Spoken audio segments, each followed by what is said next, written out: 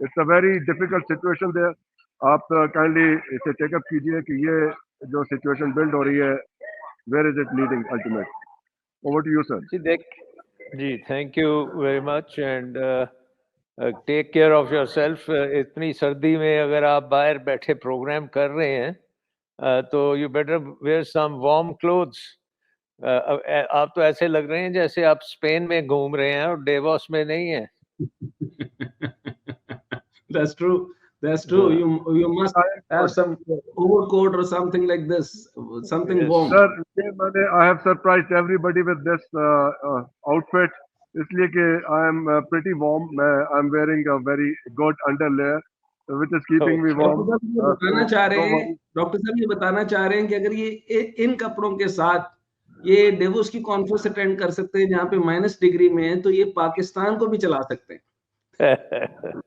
अच्छा, ये है कि बहुत इंटरेस्टिंग डेवलपमेंट्स हैं एंड आई थिंक आप डेवोस में बैठे और वहाँ पे आपको इस चीज़ का फ्लेवर मिल जाएगा। आई थिंक कि ट्रम्प की इलेक्शन के बाद एक बड़ी क्लियर जो मैसेज, एक तो बड़ा क्लियर मैसेज है, दूसरा मैसेज एक और भी है, वो बाद में मैं ज़रा बात करूँगा, वो इतना क्लियर नहीं है।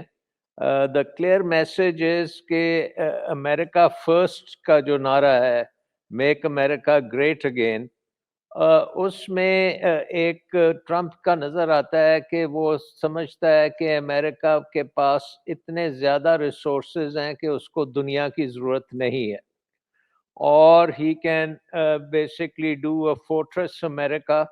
अपने बॉर्डर्स जो इंटरनल बॉर्डर्स हैं उनको वो समझता है कि सबसे ज़्यादा थ्रेट है और उसको वो सिक्योर करने के चक्कर में है और उसने किसी के ऊपर वो पैसा भी नहीं खर्च करने को तैयार, वो किसी को एड देने के लिए तैयार नहीं है।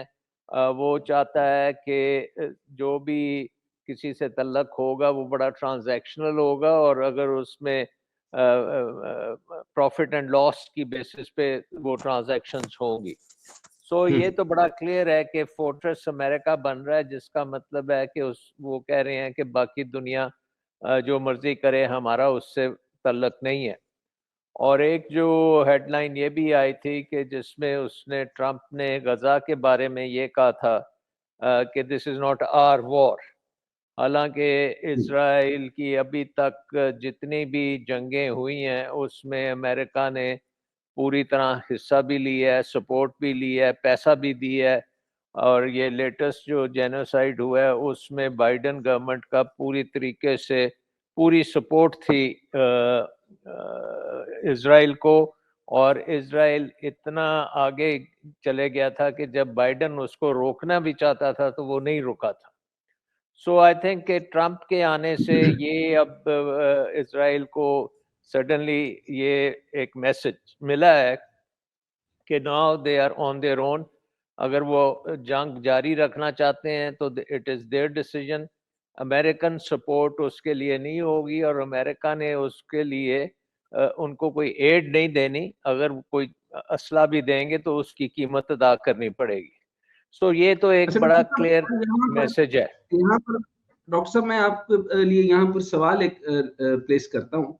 मुझे ये बताइएगा कि जो गजा का मैटर है, इसके अंदर जिस तरीके से ट्रम्प कह रहे हैं, ये आपको जो जंग बंदी लग रही है या जो इसमें सीज फायर आपको नजर आ रहा है, जिसके बारे में डोनाल्ड ट्रम्प जो है वो कह रहे हैं कि 27वीं सदर के तौर पे हल्फ उठाने के बाद गजा से मुतल्लिक अपने पहले बयान में जो उन्होंने कहा है कि मुझे यकीन नहीं, अब इसको जरा गौर से देखना पड़ेगा कि मुझे यकीन नहीं कि गजा में जो सीज फायर बरकरार रह सकता है या नहीं, और गजा एक खूबसूरत इलाका है जिसके साथ बेहतरीन चीजें की जा सकती हैं।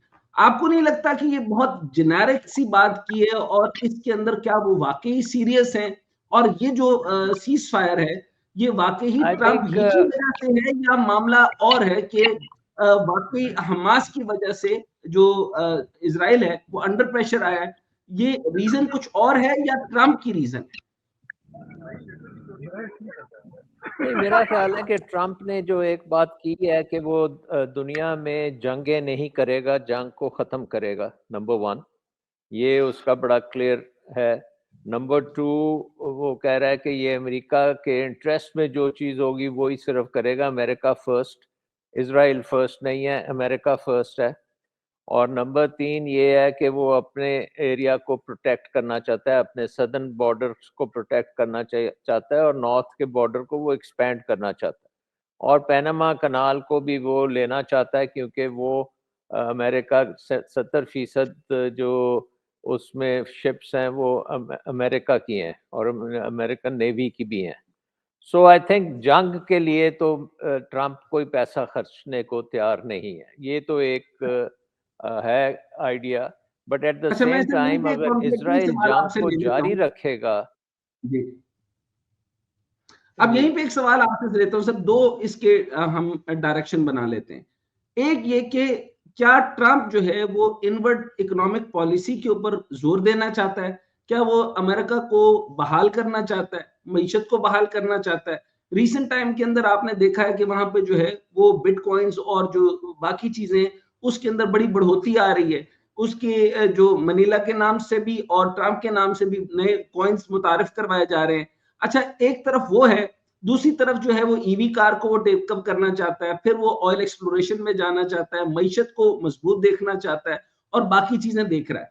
लेकिन दूसरी तरफ अगर देखें कि अमेरिका जो है वो यूनिपोलैरिटी की वजह से मजबूत है और उसकी हेजमनी कायम है तो अमेरिका कायम है, यानी उसके पास नेटो है तो कायम है, अगर यूक्रेन और रशिया की जंग है तो कायम है, और अगर वो जो है वो इसराइल की जो ग्रेटर इसराइल है, सबसे पहले ट्रंप का बयान था कि ग्रेटर इसराइल यानी वहां पे जंग जारी रहे और उनका वेपन आर्मनल जो है आर्सनल जो है वो इस्तेमाल हो तो ये कायम रहते हैं।